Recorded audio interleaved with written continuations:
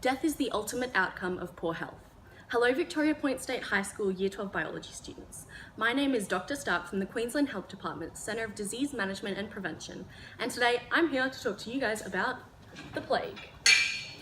Classified as an infectious disease, the plague, scientifically known as Yersinia pestis, is a bacteria that affects fleas, rodents, and humans. There are 3 different strands of the plague: bubonic, pneumonic, and septicemic. While it hasn't been a major concern for centuries, around 650 people will be diagnosed with the plague, with approximately 10% of all cases turning fatal. You may be wondering, how did people get the plague and where did it come from? The initial outbreak of the plague occurred in Europe in 1347, when 12 infected ships docked in Messina, Italy. Most of the sailors aboard these ships were dead, but those remaining had the bubonic plague. It is believed that the rats aboard the ship had been infected with Yersinia pestis in Asia before they sailed to Europe, infecting the fleas and then the sailors on their journey. 30 to 50% of the European population was killed in the first major outbreak Europe had ever seen. The plague can be transmitted and contracted through many ways, though most commonly is through an infected flea bite. The rats pick up Yersinia pestis from their environment, harboring it while it develops and begins killing the rat.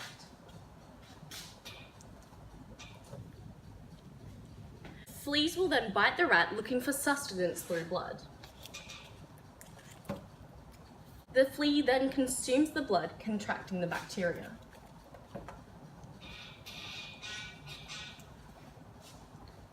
The flea will then go on to bite other animals and humans, transmitting the bacteria to them through the bite.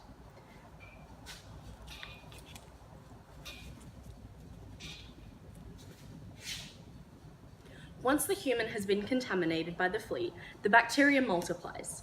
Humans can also contract the bacteria through other methods. If handling rodent remains, contact with contaminated fluid or tissue can result in the bacteria getting into the bloodstream. Human-to-human transmission only occurs when the infected person has pneumonic plague, as it is the only one that can be transmitted through airborne infectious droplets, such as fluids expelled through a cough or sneeze.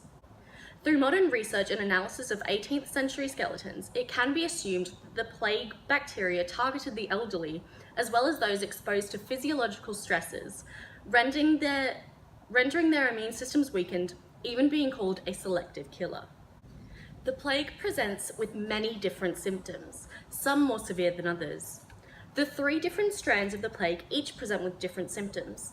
The most common and well-known form of the plague is the bubonic plague, with symptoms of sudden fever, headache, chills, weakness, and most noticeably, swollen and blackened lymph node or buboes, hence the name.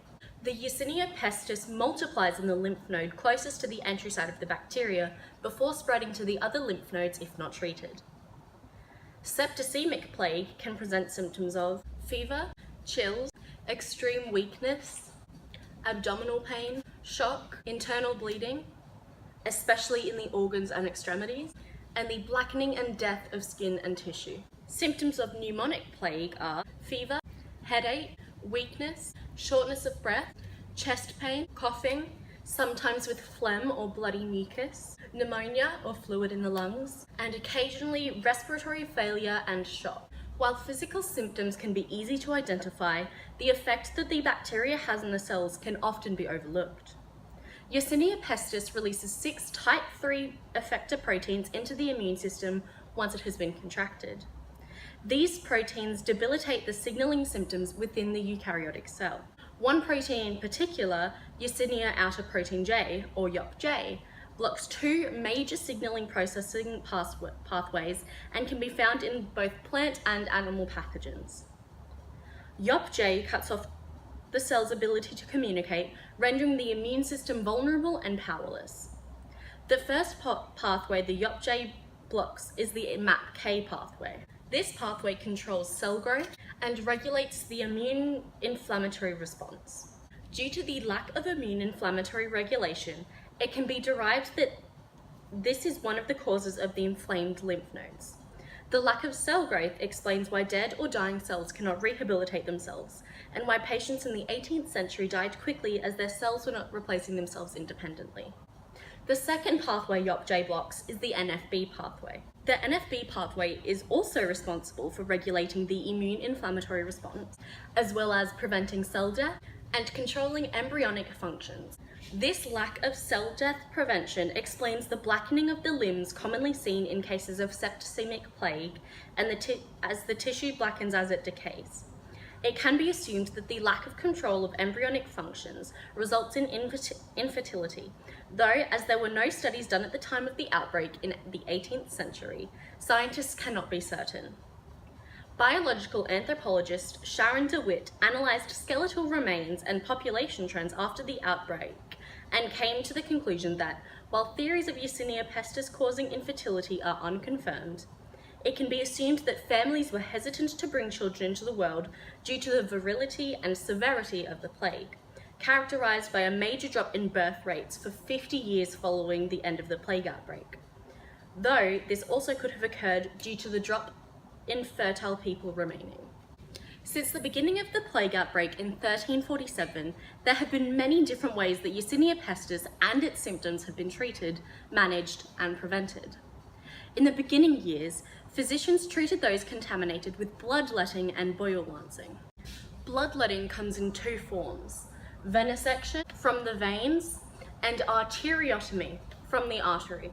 It was thought that while the infected blood was being released from the body, bloodletting also used to bring aspects, humours, or personalities of the blood back to the mean, such as sanguine, optimism, phlegmatic, unemotional, melancholic, depressed, and choleric, irritable. Localized bloodletting often resulted in scarification, resulting in the use of leeches becoming more popular, with each leech ingesting 5 to 10 mils of blood. Boil lancing was performed on those suffering from bubonic plague and occurred when a physician cut open and drained the bubo in an attempt to aid the healing process. Those in healthy conditions did all they could in order to avoid the illness spreading the nations. Physicians refused to see patients, priests refused to give last rites, shopkeepers closed their doors, and civilians fled to the countryside to keep isolated. Due to the lack of biological knowledge, people in the 18th century believed that this epidemic was God punishing them for their sins. In order to win back his forgiveness, civilians purged their communities of the troublemakers and heretics, resulting in the death of thousands of Jews. Rather than harming others, many upper-class men beat themselves and each other with studded leather straps as penance and punishment for outraging God. They toured across the countryside, spreading their message and whipping themselves for 3 allotted time periods each day for 33.5 days per town. Did you know that during the plague outbreak, so many sheep and farmers died that there was a nationwide wool shortage in Europe? Those poor sheep. Oh. In this day and age, treatments used are far more accurate and effective. Diagnosis starts with analysis of blood culture through a blood test, lymph node culture through a pathology sample of fluid from the bubo, or sputum culture through an analysis of phlegm and germ culture swatches. Once diagnosed, patients are treated with oxygen, intravenous fluids, respiratory support, and a range of antibiotics, such as streptomycin, gentamicin, doxycycline, and ciprofloxacin. If you believe you are at risk of being infected and contracting the plague, or have been exposed to a pneumonic plague patient, a 7 to 10 day antimicrobial treatment is commenced with tetracyclines, chloramphenicol, or streptomycin microbes used. Though vaccines have been used since the late 19th century, the effectiveness has never really been expertly analysed or measured. Though those who have seen it used claim that it reduces the chances of contracting the disease post-flea bite and reduces the severity upon contraction. The series of 3 injections only effectively vaccinates 93% of people, leaving those assuming they are safe still vulnerable to the disease. Have you heard of the next big killer? It's called the plague. But don't worry, we have a vaccine. Side effects may include malaise, headache, fever, mild lymphadenopathy, erythema, induration, sterile abscesses, urticarial, and asthmatic phenomena. Since the 1347 outbreak, many changes have been made to the way we as a society conduct ourselves both in our day-to-day lives and in viral environments. As a result of the epidemic, 18th century civilians were advised to improve their diets to reduce frailty and improve their immune conditions, and to consume fresher food. Sanitation was increased with people washing themselves and their surroundings more often. Those still living in at-risk areas are advised to eliminate rodent food sources near their home, use flea treatments on pets, avoid contact with sick or dead animals, and to practice regular sanitary practices, such as hand washing and covering the mouth and nose when coughing or sneezing. Thank you for being a wonderful audience, and I hope you have learned some cool new facts about potentially the deadliest disease known to man. And remember, kids, wash your hands. Are we done? Okay. Should we just tell them not to go play with dead rat corpses? Who would play with dead rat corpses?